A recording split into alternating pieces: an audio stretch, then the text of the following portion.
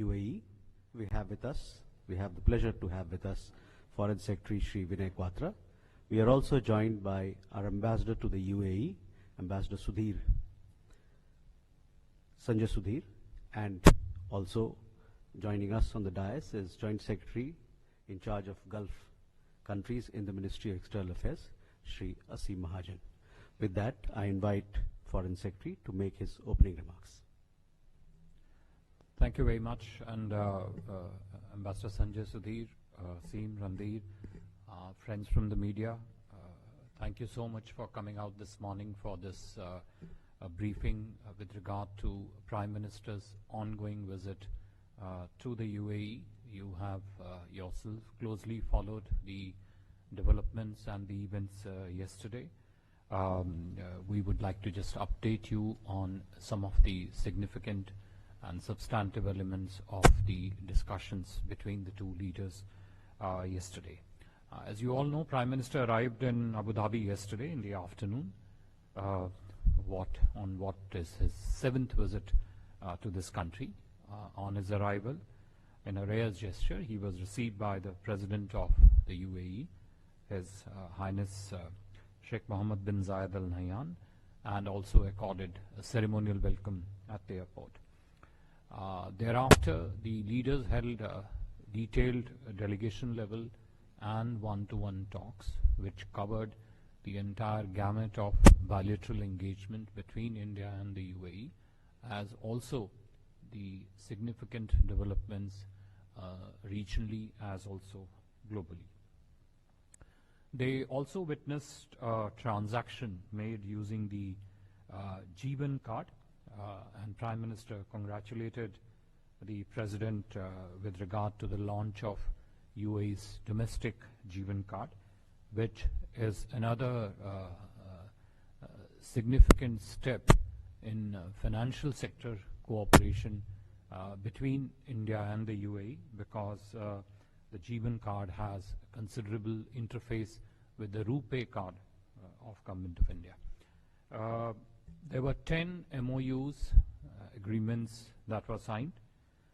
I would just take this opportunity to highlight to you some of the key aspects of each of these agreements, because it is our assessment that these agreements are quite significant and important in taking forward the relationship between India and UAE across the whole range of areas. The first one that was signed was MOU on cooperation in the field of electricity connection and trade. The objective of this particular MOU is to focus on strengthening our partnership in two crucial domains: one relating to energy security and two relating to energy trade.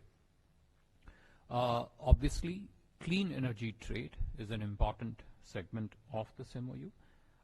This would focus naturally on green hydrogen and also on energy storage. Naturally, the collaboration that deals with investment, policy research, R&D, innovation across this entire sector of clean and green energy would also form an important segment of partnership under this MOU. The second one, which I would like to highlight, is the agreement on intergovernmental framework concerning cooperation on the India-Middle East Economic Corridor.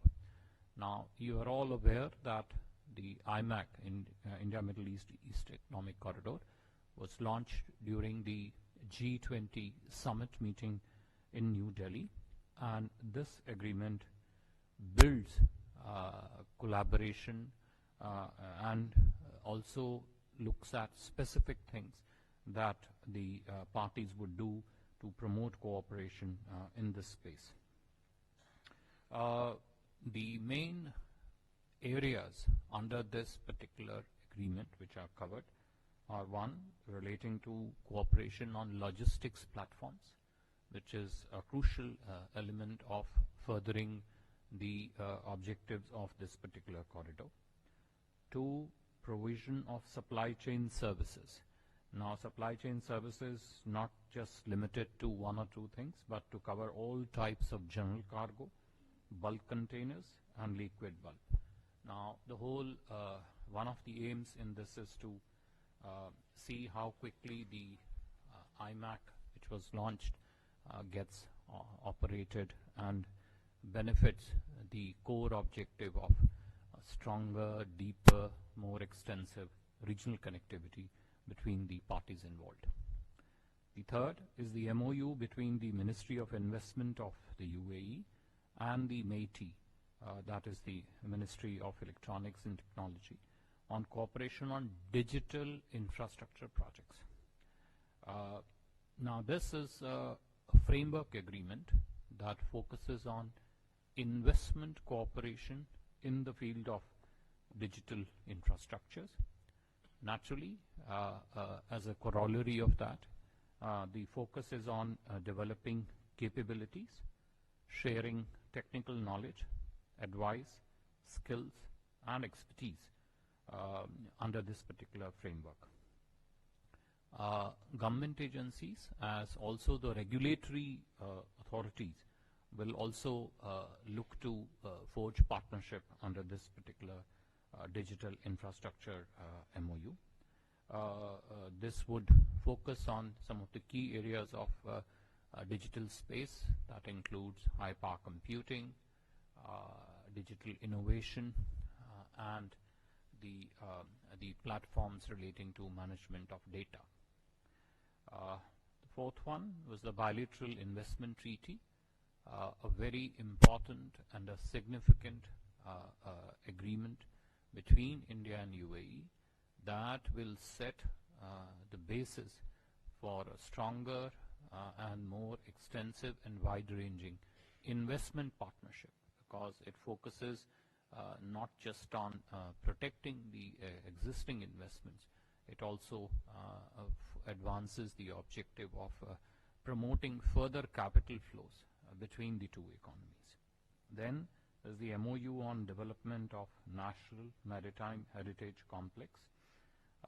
This is a National Maritime Heritage Complex at Lothal, Gujarat, and the two sides will work closely, and the relevant departments will work closely to develop this project in a comprehensive fashion.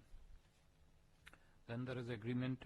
There is a cooperation protocol actually between the National Library and Archives of the UAE and the National Archives of India.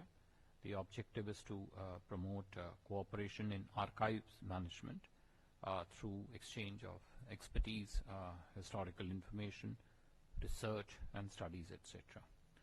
Then there was an agreement between Gujarat Maritime Board and Abu Dhabi Ports Company, which would seek to build partnership with regard to port and maritime sectors between the two signing entities, and would include port infrastructure development, development of sustainable ports, technology engagement wherever applicable, maritime education and training, tourism collaboration, and development of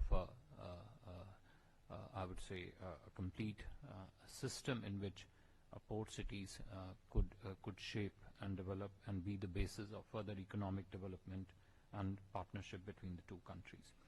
Then there was agreement on the interlinking of the instant payment platforms, UPI of India and ANI of the UAE. I think it is self-explanatory what it seeks to achieve, which is closer integration and cooperation between the financial platforms of the two economies.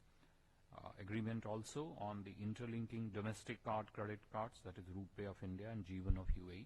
I've already referred to it briefly in my opening remarks.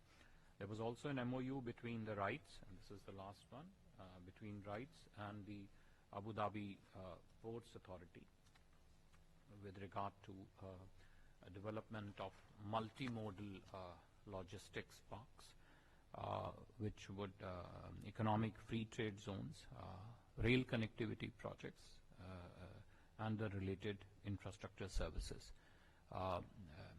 these were some of the key agreements which were finalized, signed, and exchanged yesterday. Important enough to be flagged for your information. Now, these agreements come on the foundation and the growing layers of very strong trade and investment partnership between the two countries. Our bilateral trade already stands close to $85 billion, and UAE is the fourth largest investor in the Indian economy. As part of his program, the Honorable Prime Minister also met with the first batch of students of the IIT Delhi Abu Dhabi campus. The campus and the institute has started its first academic program this January, and is a landmark step in collaboration in the field of education, and the facilities of this institute would be available for the students globally. Of course, it's also signifies the importance and significance of the expansion of IITs of India. In the evening, as you all heard, the Prime Minister addressed the Indian community at Ahlan Modi event hosted at the Zayed Sports City Arena. More than 40,000 people attended this event, and in his address, as you would have heard, Prime Minister thanked the UAE President for his commitment to bilateral ties, for his support to the Indian community, and of course for the granting of land for building the BAPS temple, whose inauguration we will be witnessing later this afternoon. In terms of programs for the rest of the day, Prime Minister will be addressing the World Government Summit in Dubai as guest of honor, and ahead of that he would also be holding bilateral discussions with His Highness Sheikh Mohammed bin Rashid Al Maktoum, Vice President, Prime Minister and Defense Minister and the ruler of Dubai. The two leaders are also expected to virtually inaugurate the Bharat Mart project. Prime Minister may also have some sideline meeting at the World Government Summit, of which we will keep you briefed. Prime Minister will also be in the afternoon return to Dubai for the inauguration of the BAPS temple, as I mentioned to you, whereafter he departs for its next destination. With regard to the programs later this afternoon, we would keep you briefed as the proceedings unfold. I would stop here, and if there are questions, we'll happily take them.